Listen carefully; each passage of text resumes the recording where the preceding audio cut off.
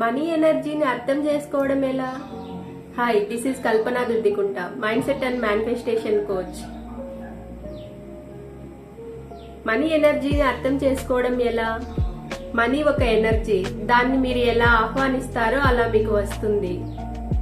Example కి చెప్పాలంటే, మీకు ఎప్పుడైనా డబ్బు అవసరం అయింది, అది మీకు సరిపోదు అని మీకు అనిపిస్తుంది. నిజంగా సరిపోదు అనిపించినప్పుడు అది వచ్చిన తర్వాత కూడా మీకు అది సరిపోదు. అలాగే మీకు డబ్బు మీకు అవసరం ఉండే దానికంటే ఎక్కువ వస్తుంది అని మీకు తెలిసింది. డబ్బు నా దగ్గరికి చాలా వస్తుంది, ఎక్కువ ధారాళంగా అనర్గళంగా వస్తుంది అని మీరు ఎప్పుడైతే అనుకున్నారో, ఫ్లో అనేది, మనీ ఫ్లో అనేది యూనివర్స్ మీకు ఎక్కువ అందిస్తుంది. ఎప్పుడైనా మీరు నెగిటివ్ గా ఆలోచించకుండా పాజిటివ్ గా ఆలోచించాలి మనీ పట్ల. అప్పుడే యూనివర్స్ మీకు అందిస్తుంది. మీరు సిద్ధంగా ఉంటేనే కదా మీరు అనుకున్న దానికంటే ఎక్కువ మనీ ఫ్లో అనేది వచ్చేది. మీరు సిద్ధంగా లేనప్పుడు మనీ అనేది ఎందుకు వస్తుంది మీ దగ్గరికి?